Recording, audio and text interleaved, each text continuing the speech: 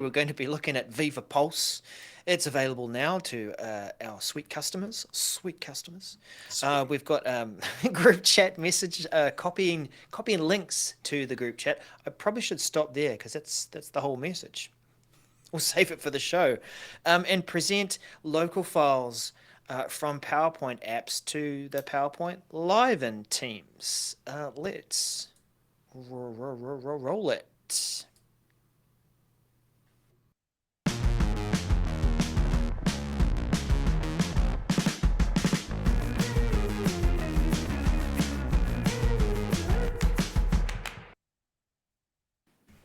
Hyping up the excitement, Daniel. I had to keep my when you're in a service or you're at a public event or something and you got to be quiet although there's something you want to say. You wanted to jump in?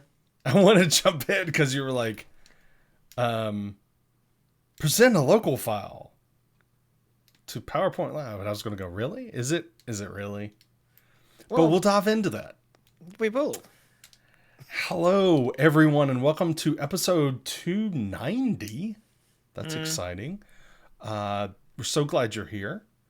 And today we're going to be talking about quite a few things. We've got some Viva stuff. We've got some team stuff. We got some PowerPoints. So we're kind of covering the bases here. How are you, Daryl? You doing well? Thank you for asking. Yes, I am well. I am well. I kind of wonder at this time of year, Daniel, like when we Yeah. look at the Message Center, and we do see peaks and troughs in terms of what different product groups are putting out. Do you see or think that there is an alignment with the US summer and the dip in what is released?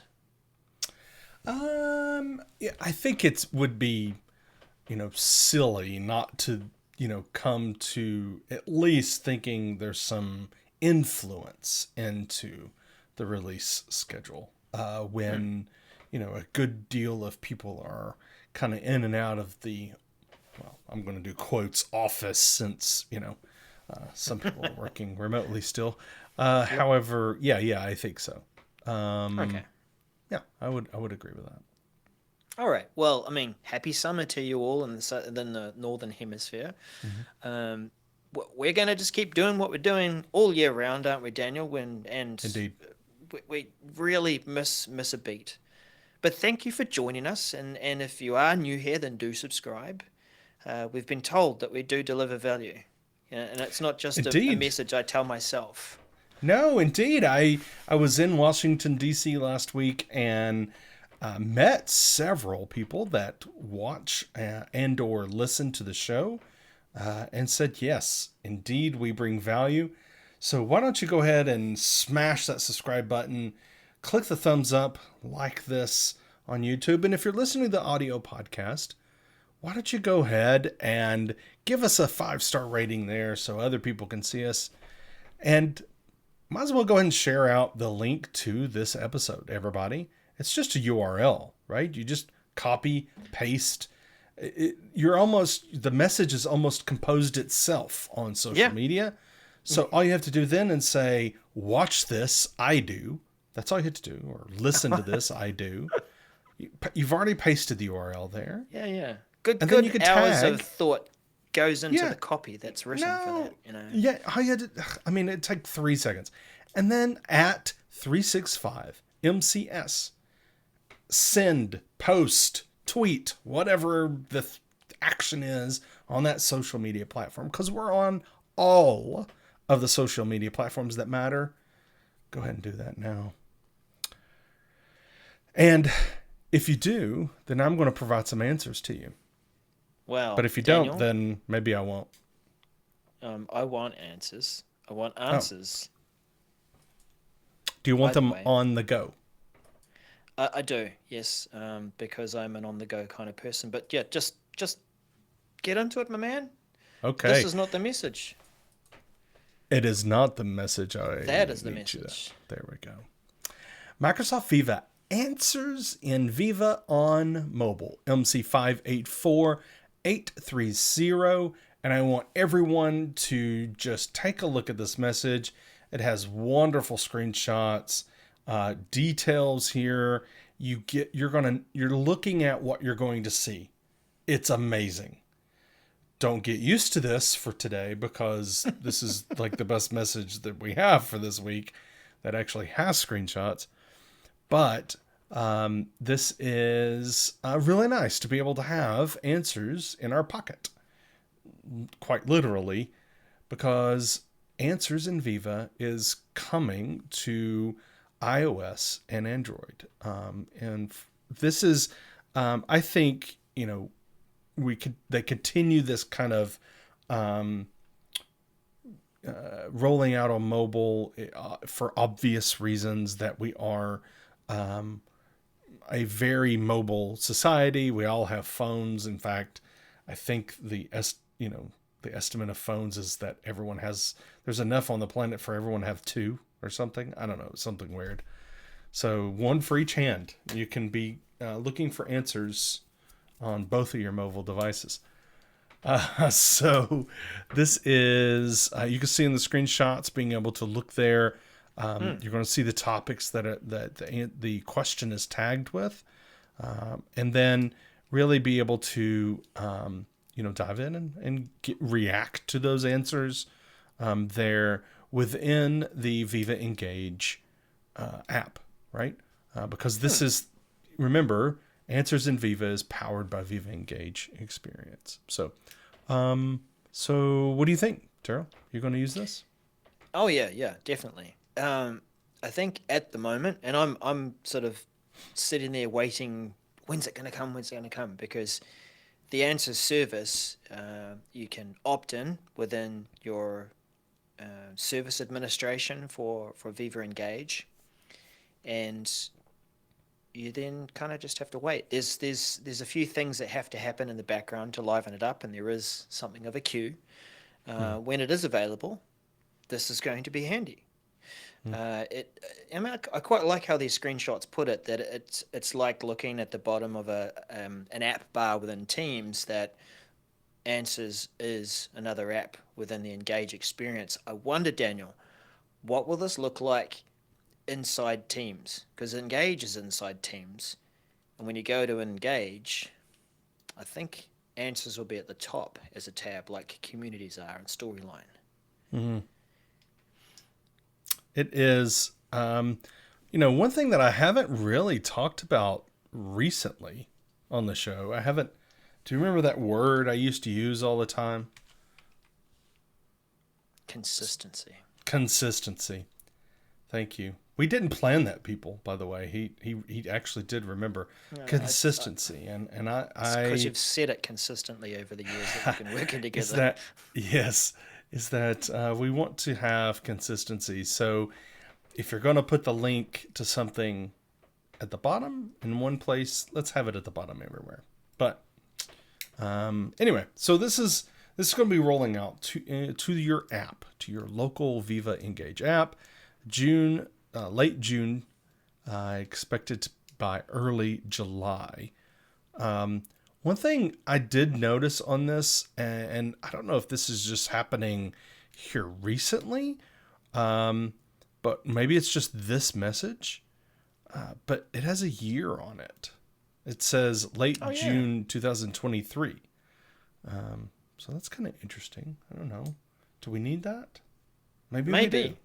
I mean, you've seen some messages that talk about an announcement back in Ignite 2022, right? 2021, yeah. So and blog posts too. So that's going to be rolling out. Daryl, though, I would like for you to give me a pulse of the way you're feeling about Viva applications availability. No, I'm thankful you asked. Okay, no, my pulse is there. It's beating. I just wanted to check that. My. Yep. We have Viva Pulse availability MC584831. What is Pulse? Pulse is it's kind of in partnership with what was the other product? not That we just insights. talked about last week. Yeah, it's the bigger one. Glint. Glint. Wow. I just wish Wow. that the two words kind of were in the same family, because glint is something that I see in someone's eye, ding, and then pulse is something that I take. I don't know. But Mm, pulse is like your micro surveys, whereas glint is your bigger surveys where you'll put them out and you'll be asking the whole organization. A pulse is something that you might use as a manager within a smaller group and just checking to see, hey, how's everything going? And the good thing about pulse is that some of these surveys are sitting there ready and waiting for you. They've been developed based on all kinds of really good research to ask the right questions, to not annoy people with those questions, to tease out the answers that are going to help you as a manager to measure people's engagement, see how they're actually feeling. So you could run a pulse after maybe a big project that you've done. How are you feeling about that? Is everyone rocking and rolling, ready to go, or you're a bit tired? Who wants to tap out and take a bit of time, or those sorts of questions and things about engagement and what it's like work life. So Pulse is a service that will be part of Viva Suite, and it's available now. You can go in and enable it. Um, yeah, so once it is available in your tenant, if someone tries it out for the first time, that service plan will be available, accessible, and you can turn that on as part of the service. Daniel, as a person who manages people, would you find this useful?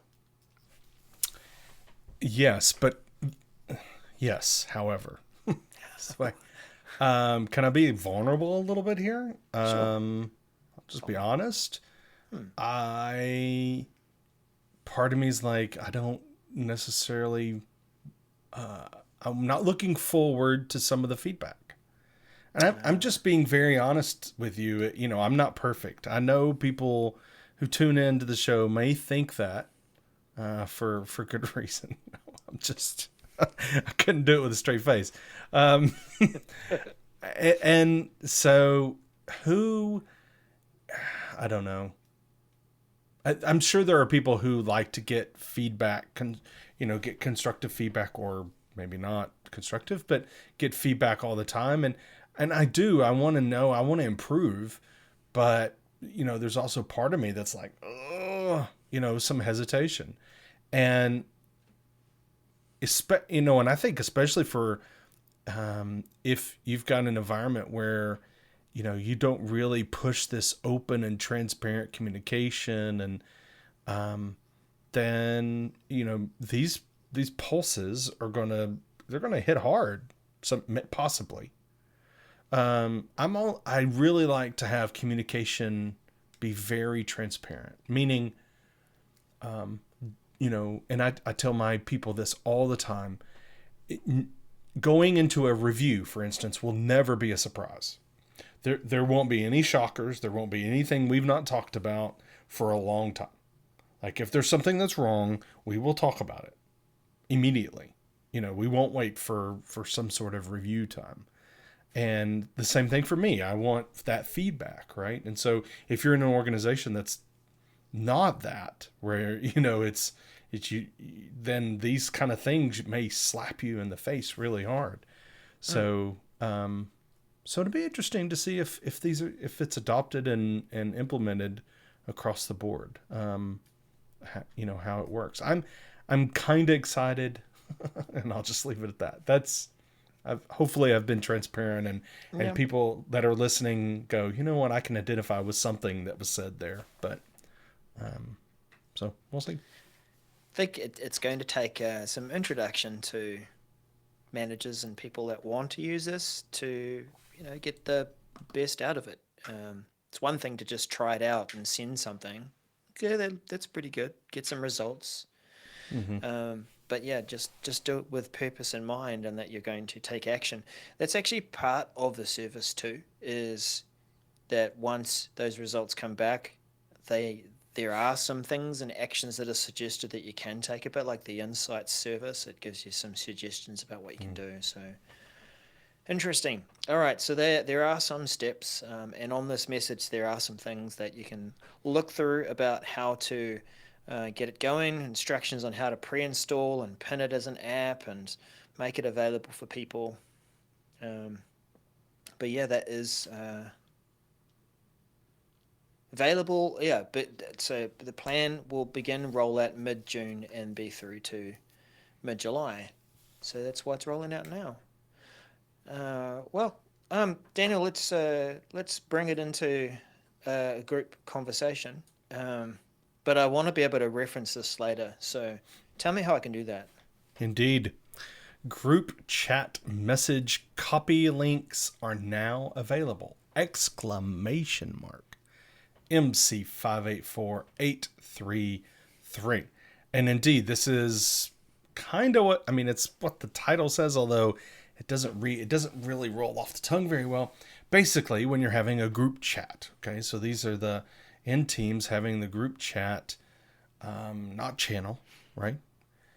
You'll be able to copy a link to the specific messages within that chat and share it. Now, that link will only be available to those people who are in the chat already. Okay. So it's not like you're saying, oh, everyone, look at what we're talking about over here, to people who are not part of the chat. And this is, for me, number one, it's a very short message.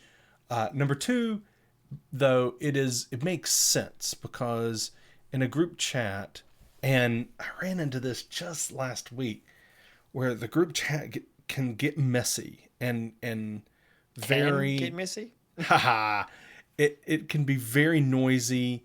Topics can go all over the place. We don't have threading, so it can go all over the place, and you're like, okay. Especially if you're chatting with somebody who can run on tangents. You could be on screens and screens and screens of tangents. And it's like, can we go back to the original thing we were talking about 2 days ago that needs to be resolved or whatever? So, being able to get that link and paste it and go, hey, let's go back to that thing, or whatever. So I think it's a good idea. What do you think? Do you think, see this opportunity in your way of working to use this? I thought we already had it, and that it was removed and it's back again, but maybe I'm wrong. I just think I try to avoid group chats as much as I can and have threaded conversations. I drag people into teams and into channels where I can. Yeah. And that's the very reason, like, okay, this is something that will help solve it because you can point people back to that response and say, this is what I was talking about, or can we pick it up from where we left off? But yeah, a group chat is a stream of consciousness, and it's only as high as your screen. Right. If you get a really tall screen, maybe that'll help. Well, yeah, you can tilt them, Tilt them, yes. Targeted release. Landscape. Rollout will start early June, expected to be completed by early July, and standard will be early July through end of August. So looking forward to that.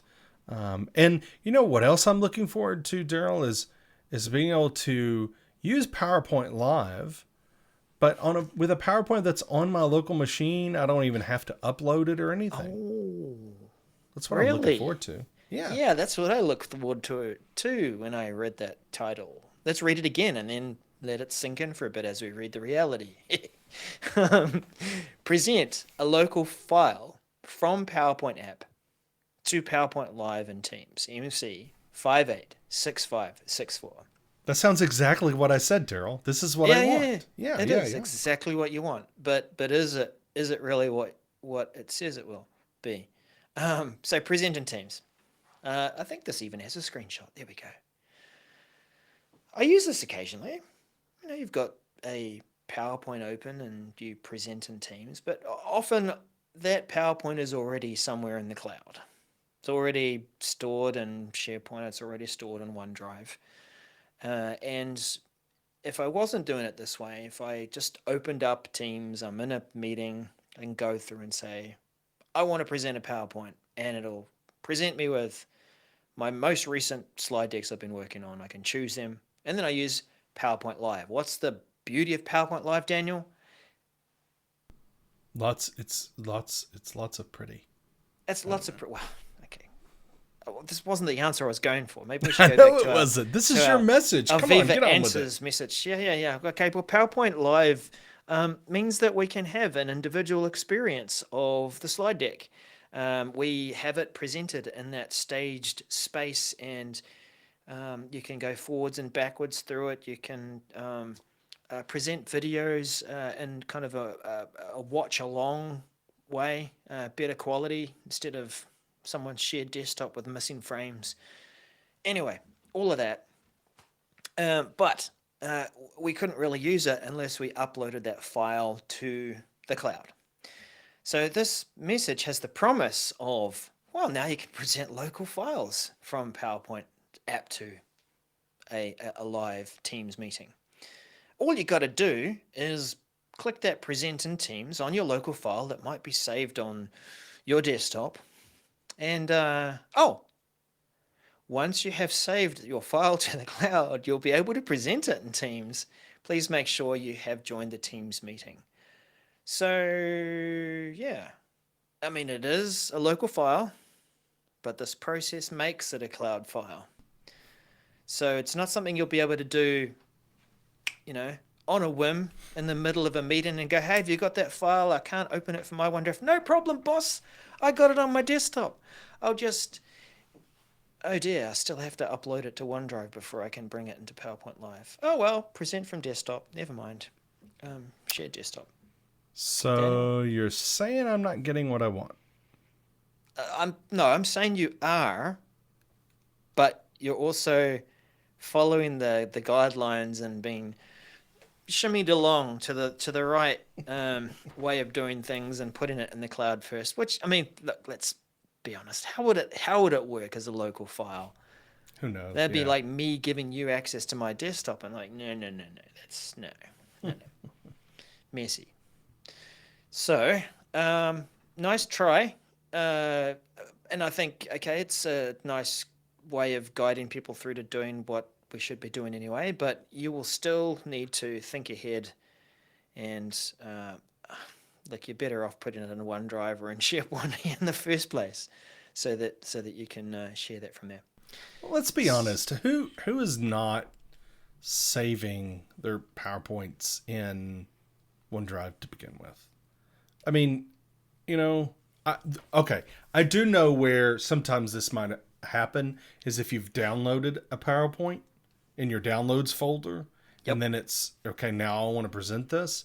Well, downloads is not part of the known folder move, part of the OneDrive client, so if you had that set up and you saved to your desktop, then it would already be in OneDrive anyway, and it would let you do this. Or in my documents, right? But, if it's in downloads, it won't work. So I get it. It's just, so what you're saying, Daryl, and what I'm interpreting is basically instead of getting an error, right, or not even be able to click that button, now we can. It's just they're adding that step to say, okay, fine, now upload it. Yep. Go through the steps. Rolling out early July to current channel. That's Office frequency of updates, current channel, and expect to be rollout to be complete in late July. And all other channels will see this feature once they catch up on the update. Yeah, because if you delay... I love the way they put that. Yeah. That's my kind of language. All other channels will get it when it comes, right? See? Yeah. Anyway, on to that next message. Well, if you delay getting it, then yeah, you will get it when you get it. Fantastic. Daniel, yes. Tackle this next one. I can't think of anything to segue into this nicely. What is it? I was thinking something like maybe you could register to get the new version of Office. And so I don't know. No, that's okay, too fine. far. Fine. Changes to the registration campaign feature in Azure AD MC584364. I really don't think I need to say anymore, because I feel like the title here just tells you everything you need to know. So we often see messages that's true, right? You read the subject and you're like, there you go. This one, not so much. So basically, this is allowing you to, well, not allowing you. It's a message and updating you saying, hey, we're actually going to force your users to quit using SMS and voice authentication when they log in to M365 for MFA. Okay. Now, it is true that SMS and voice authentication are one of the weakest MFA tools that we have at our disposal. Now, when they rolled out, it was like, yes, SMS. In fact, most services now still use SMS, still send you a text message. Here's your 6 or 8 digit code. Don't tell anyone this code, blah, blah, blah. When you try to log into your bank or you try to log into all sorts of services, they still use it. However, Microsoft has recognized a long time ago and has been warning us and telling us you really need to switch to an authentication app. So what Microsoft is going to do on July 10th is users that are set up to use SMS and voice for MFA, they're going to get a nice little warning, a message saying you need to update and start using the Microsoft Authenticator app. Now, users are going to be able to kind of skip this prompt 3 times before it forces you through the process. Now, the process is it walks you through saying, okay, you need to get the app. Here's a link, or you can already download it if you want to. Typically, you're not doing this on your phone anyway, but maybe you are. And then you download the Authenticator app, and then it says, okay, now scan this QR code so that it can sync the app, right, to your account, or your account to the app, I guess, and register. And so you have to go in there and say, new login, Microsoft 365 or work or school is basically what it is. And then you scan it and it registers, and then you input the code in to just make it sure that it's all synced up. Anyway, however, when I'm logging in as a user, am I logging in to step through the, 6 or 7 steps I just mentioned to get logged in? Am I, Daryl? No. Okay. I relinquish my time to the speaker. Thank you very much. The gentleman from Auckland, New Zealand has. This is awesome. We're using what's the guy's rules? What's his name? It's a parliamentary way of something rules. Look that up, Daryl, while I'm talking. Okay. Anyway, so it is not what your users want. So our recommendation here is if your organization allows for you to your users to use SMS texting or voice for MFA, then you need to really, before this is enforced on them, it's Roberts, by the way. I remembered it. Roberts rules of order or something like that. Anyway, wow, that was a rabbit hole. Go ahead and send this message out to your users and have them go through the process themselves at their own time, right? Instead of right when they're logging in, go ahead and say, hey, how about, at this time or whenever your first chance is, go through this process. It'll take you about 30 seconds.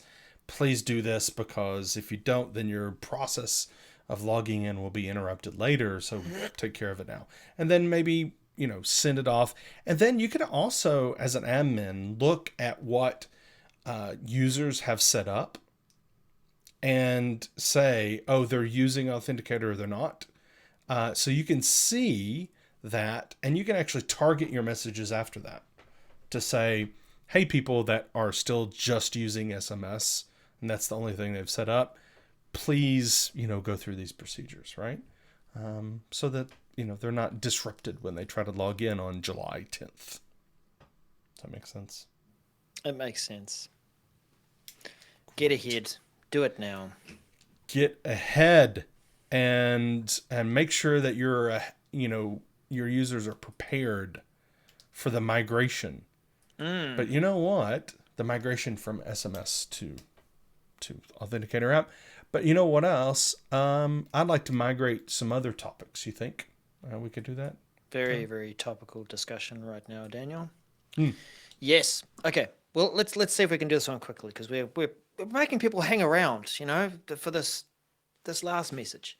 Topic migration, update and enhancements rolling out in Viva Engage MC586548. Little story. Back in the day, Yammer had hashtags and topics, and they were one and the same thing. You could create a hashtag in a conversation, and it would add a little topic at the bottom. You could add that same topic, and really how they functioned, Daniel, was whether it be topic or hashtag. You could click on something, and it would bring all the conversations together that used that hashtag or topic. Same thing. A year or two back, split them out. You've got hashtags, and now you've got this thing called topics. Separate things. In preparation for this moment. Well, did I build it up nicely? Yeah? Indeed, Okay. you did. Yes. Good. Okay. All right. So, now we have a service called Viva Topics, which does a pretty good job of topics, right? Managing topics and using these topics in various different places around the Microsoft 365 platform. I can type up an email, I can create a SharePoint page, I can, I think I could even drop a topic or two in a document, and in Teams, right? And you get this great little thing that pops up and says, oh, I know about that topic, and here's some subject matter experts, and here's some things that were contributed to that.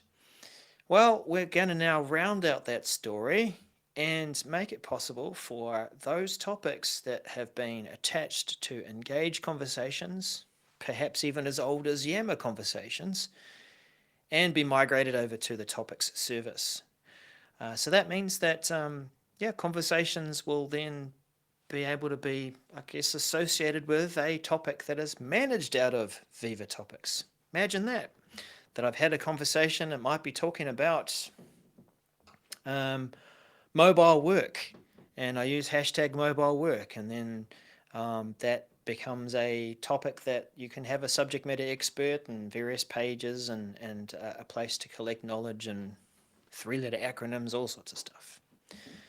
So that is that's going to happen.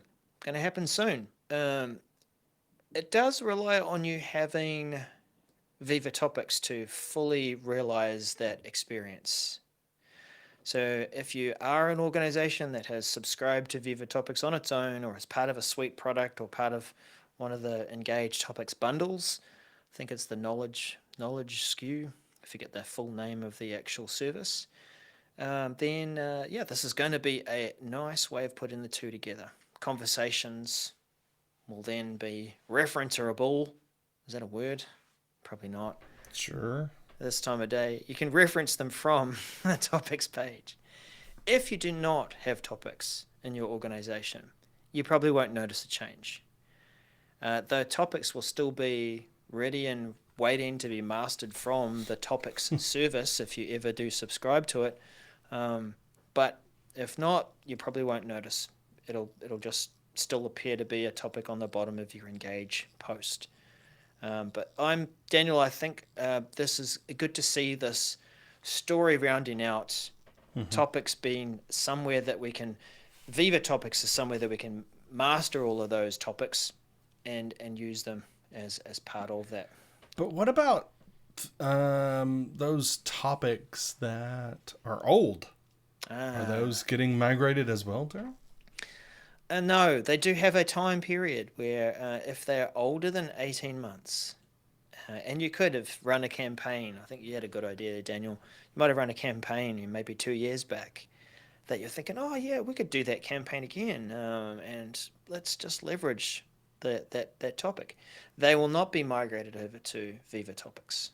Well, they're going to So be migrated over, but it's oh right, but it's not like available is what you yeah mean, yeah yeah right? yeah It's like it's a some sort of interesting intermediary limbo. thing. Yeah, Yeah, they won't become a topics page right. and a place that you can master them from. Thank you for correcting me. The other scenario, if you have only had 10 conversations using that hashtag, we all know those hashtags that we come up with because we've just been smart, like hashtag it's Friday, I'm really happy day today. And maybe, Or modern is now. oh no, that's a very popular one. Oh, right. Yeah, and get the t-shirt in our merch tray down below on our channel. Oh, we don't have one. Working on it. Yeah. So, yeah, a couple of limitations. Mm-hmm. There's other stuff you can read into there to learn more about it, but that's the gist of it. Mm-hmm. The timing, topic migration began in January, so it is kind of happening now anyway. You've got to be in native mode for Engage, and if you aren't in native mode already, there's probably going to be a time where you'll actually get that nudge, be forced to go that way. um, but yeah, topics, yeah, begin rolling out mid-June 2023 and expect it to be completed mid-July. Indeed. Yep. Well, that is the show. That rounds us out for this week. Really appreciate everyone watching and listening and sharing this episode. You did share this episode out, right? If you haven't, then might as well go ahead and do that right now. It's very easy to do. Tag us at 365MCS. We'd love to engage with you and have a chat with you. So we'd love to do that and share some other insights that we might have or get some insights from you. So that's the power of the community, is that we bring our knowledge together and help each other and make our experiences better. So thank you everyone for watching and appreciate that. Until next week, we will say bye for now. Bye for now.